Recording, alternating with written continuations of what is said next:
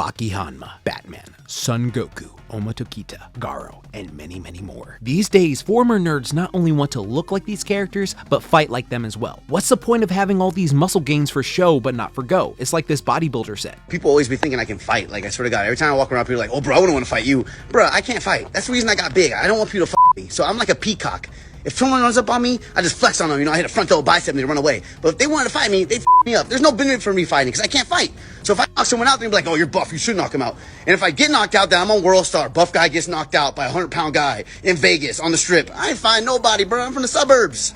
You call the police in the suburbs. It'd be like Hercule flexing in front of the Z fighters, but these characters have a variety of styles they use. Batman is a master of 127 martial arts. Baki is the son of Yujiro and spent years fighting and adapting to various styles to become the beast he is. Goku is a superpowered monkey alien who has had many masters teach him a variety of things over the years, even though he started to slack on certain martial skills a little bit later, but we talked about that more in depth in this video. So, what would be the best way to train for all of them? Well, today, let's break that down. Yo dudes and dudettes, your friendly neighbor JaxBlade is back, and for years people have been asking me to do a how to fight like video because I've been doing this since 2013 and I've done how to train like, how to look like, so this just feels like a long time coming. So with that said, we're going to get into it, but the way to get fighter fit is going to work on three things that I personally call the functional triad. And that would be composed of cardiovascular conditioning, muscular conditioning, and flexibility. And don't worry, I have an entire playlist explaining all of these in depth that can help you after this. But something I want to make so abundantly clear is while you can shadow box and pull a master splinter and mimic moves to a T that you watch, like actually like slow them down and practice certain moves you saw in a certain show and movie, it's actually really fun to do and a great way to build up your cardio. The number one key thing to fighting like any character you want to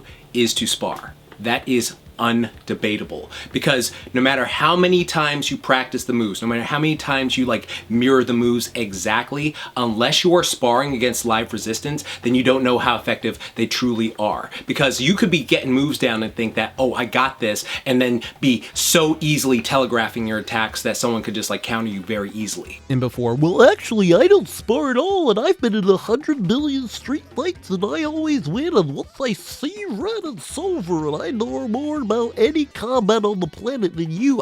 Baki doesn't spar, he just shadowboxes, and he seems to be pretty strong. In my 34 years of life, I've seen too many dudes say stuff like that so confidently and get laid the fuck out. And for people who say that about Baki, they suffer from LOBS 1 and 2, so pray for them. You see, there is a pecking order for combat, which I realized had about 20 separate subsections, so I just had to condense it down into these 8. So at the very top is going to be a pro fighter. Obvious reasons. They primarily fight other high-level fighters. After that, an amateur fighter. They primarily fight other people who know how to fight. A martial artist hobbyist is next, who trains with fighters and is experienced much more than the average person, just not like the two above because they don't actually compete and stuff like that. After that, an experienced street fighter, because they are used to taking a hit and keep moving forward, which is much higher than the average person who cannot take a single hit, like they will like crumble after getting hit once.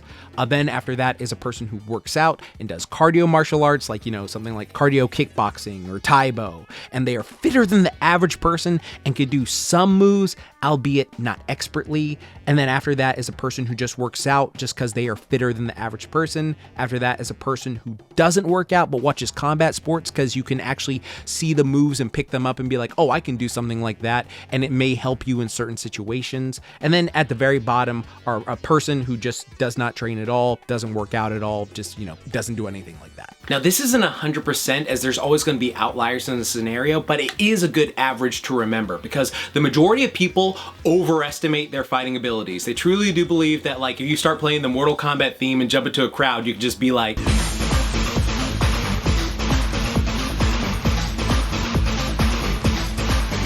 after the adrenaline dump wears off, they get gassed, they strain a muscle, and they realize they cannot take a hit. You could spend hours learning how to punch and kick like Baki, Garou, and Goku, but if you start walking around like you're superior, you will get humbled immediately. Matter of fact, let me read y'all a post I first read when I was 18 years old by my sensei, Stephen Ross, aka the anime trainer, that beautifully covers why sparring is so important. What is the purpose of the martial arts? What do parents who sign their bullied 11-year-old up for Taekwondo want to gain from the training? What is sold day in and day out across the country as the purpose of the martial arts? Discipline, confidence, the instilling of virtue in the next generation, health and fitness, art, maybe? Sure. I'll allow all those things to be listed as the purpose of a martial art. However, all, and I do mean all, of these things take a backseat to the granddaddy purpose of them all, fighting. Yes, fighting is what martial arts is. For God's sake, think about it for a moment. Self-defense without fighting is learning to stay indoors and praying no one breaks in. All real martial arts have their roots in fighting. This may seem like a truism, but with the way many martial artists treat their training, you might be surprised. I am not here to tell you what style you should practice. I don't care what style you practice or if you even practice one at all. What I am here to do is to tell you that if you are a martial artist and are not sparring or competing in some type of fighting event, you are missing a vital part of your training. There are valuable tools that are built in sparring, such as timing, distance, and the ability to not curl into a ball when someone attempts to rearrange your face. A martial artist master who has never fought another human being, even in sparring, is not a martial arts master. Regardless of the level of skill he or she possesses in breaking boards, doing kata, or what have you. How can I say that? Because in fighting another human being, you gain real-world experience about combat that you cannot gain through other means. You may have gained immense power, speed, technique from your martial arts training, but unless you spar/fight with another person, there is no application to what you are doing. Sure, you may be able to drop a guy in one shot with your amazing super special punching practice technique, but you don't really know that until you fight someone. You also don't know what will happen if that person just so happens to dodge. I'm sure there are many who will disagree with me. Oh no, my master has been training for 30 years and has never fought anyone. Then how do you know if anything he's teaching you works? Because that's what's important. If your style fails you when you need it the most, you might not be able to correct your mistake. You might be dead. Whatever style you practice, you need to spar. That means you need to spar using safety gear so you and your partner aren't seriously injured. Minimum is gloves, mouthpiece, and a cup. If you're just grappling or doing Kyokushin karate, you can spar without the gloves. You can drop the gloves. You should be able to spar against different styles. If you're a stand-up fighter, spar with grapplers. It'll let you know the limits of both your styles when matched against each other. If you're a judo player, try a wrestler. Spar against anyone you can from any style you can. You and your partner will learn a lot from it. If you want to say that sparring isn't realistic, I have two retorts. First, it's really the best you've got unless you want to go out picking real fights or venturing into very dangerous areas hoping to get mugged. Shouldn't have to say this, but do not do this. Dragon Balls don't exist.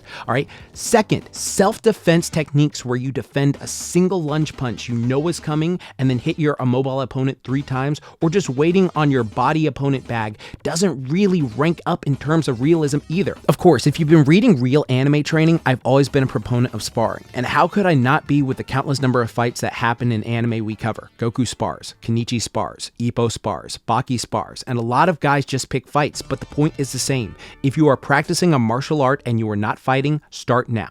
That's all for today, guys. Up until next time, good luck and train hard.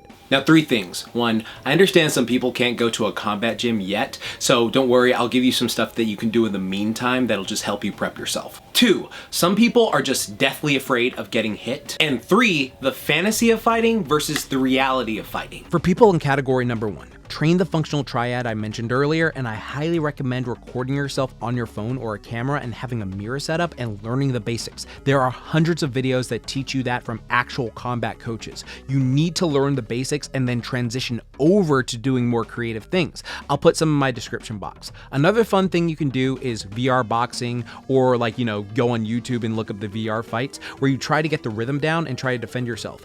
These are small things that can help anyone adapt and improve themselves. 2, if you are afraid of being hit, you need to realize sparring does not equal that scene in X-Men with Wolverine in the cage. There's a difference between light sparring and hard sparring. Light sparring is like tapping you with some pressure. It's a reminder to keep your guard up. Hard sparring will let you adapt to getting hit harder, but it should not be overused, especially if you're just casually learning. The people who say, Nah, you gotta be doing hard sparring all day, every day. If you ain't, that's some bitch shit, all right? That's the only way to improve are the same ones that you check in on years later who have developed some form of CTE or degenerative brain disease, or they just can't function as properly as they used to when they were younger. Intentionally trying to give yourself more potential concussions is just not a good thing. Everyone can make their own choices, but I'm telling you this so that you can stay healthy and still whoop ass. Number 3, a lot of us, especially guys, love to fantasize about fighting. Being that badass who just walks into a room, solos everyone in there, and then just walks out completely unfazed. The reality of true violence is not that. It's not. And a lot of people, especially young people, need to realize the severe gamble they are taking the second they decide to instigate a street fight. If you're learning how to fight so you can intentionally go and start a bunch of fights on the street, you will regret it. Now, if you're trying to protect yourself or someone you care about, that's one thing. Go in, unleash that inner beast, but in that case, pull a Terry McGinnis and get out of there. But if you're the one instigating a street fight, it is never worth it. And something I've learned is a lot of people don't truly understand what instigating is, because at the end of the day, all of us compared to each other when we go out into the wild, we're just like random NPCs to each other. And that's not a bad thing. What I'm saying is, like, you know, if you go out into the wild, majority of people aren't thinking about you. They may notice you once and then just like get on with their day. They're focusing on like, oh, I gotta pay bills. I gotta, like, you know, buy this thing. I gotta go get this thing. I gotta go do this, all right? They're not thinking about you. They're very much not thinking about you, the majority of people out there. So when you instigate, I mean, like, you just go, I'm gonna pick this person to just randomly be cruel to, just because I think, whatever, I'm gonna get some amusement out of it. If that person decides, you know what, no, I'm gonna like chase this person down, you need to realize you were the one who instigated that fight, because no one told you to be needlessly cruel to that person. You decided because you thought it was, you know, funny, that it would be like a fun thing to do, and now this person is chasing you down. You go about, oh, I'm a victim now. No, you started it. Actions have consequences. But let's say you just want to be like the, oh, I'm some alpha bully. I'm just gonna hit this person because I can, haha. You could easily be charged with assault and battery. You can get the shit suit out of you or your caretakers, and when you're 18 plus starting recess level bullshit, the other person doesn't need to fuck you up. The law will F you up worse than they ever could in a more satisfying way. You're also getting yourself unintentionally injured, or do you know how many people just break their hands in a street fight? All right, like that happens so very frequently. Not to mention, you could get jumped. You could also accidentally kill the person you instigated with, so that's not self-defense, that's just murder. You can also get maced, tased, blinded, bitten, stabbed, or they could also pull the Okay, did everyone see what I did there? Nowadays, I mean, you don't go around on the street kicking people or punching people. Because if you do, yeah, that's it. I mean, I don't care how good you are. Also, while I love the mutual combat law in Washington, two things. One, you can still accidentally kill someone if you KO them and their head hits the cement. Two, people are unpredictable, especially when they feel humiliated. You could win and think it's fine, and even with a cop there, but they could still randomly attack you off guard or stalk you and wait for you unsuspectingly. Save it for the ring or the cage. When emotions are high, logic is at an all-time low. And remember this, one moment of madness can bring a lifetime of sadness. One moment of madness can bring a lifetime of sadness. You have to learn how to control yourself and choose how you respond versus just immediately reacting, because that is an issue that I suffered from greatly when I was younger, and it's why I have so many videos on this channel about that very thing with the mental health stuff and also just controlling the anger, because I used to be just a very angry person and felt like I had a lot to prove, and I would just like, it would come out in like I'm a smoke beast sort of guy, and that's just not healthy. A lot of people will try to bait you into making that life gamble. And here's my thing, if people are being snidey to you, whatever, like the first time, just laugh it off, de-escalate and conversate. If it's something that continues going on, and so it's just like, okay, what the hell, like, you know, pull them aside and be like, hey man, like, what's going on here? I haven't been antagonistic to you at all, so like, what's going on here with this? If they try to gaslight you into thinking you're crazy or have like people group up on you, all right, let people know, okay? Because this is not a CW show or movie. Bruh, I am 34 years old. I ain't got time for this BS, all right? We are not having no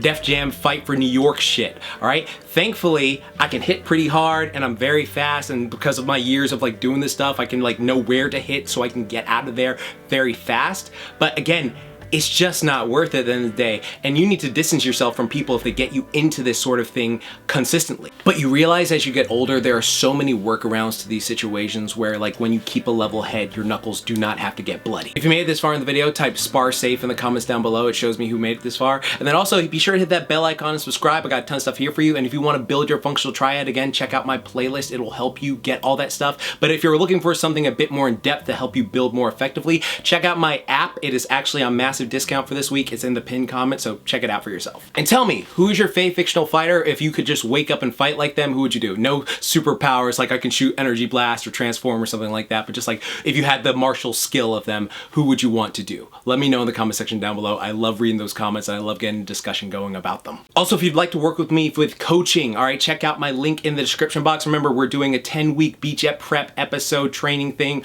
All my clients are loving it. They're making great results, and I want y'all to get in there too. If you can, just like click that link in the description.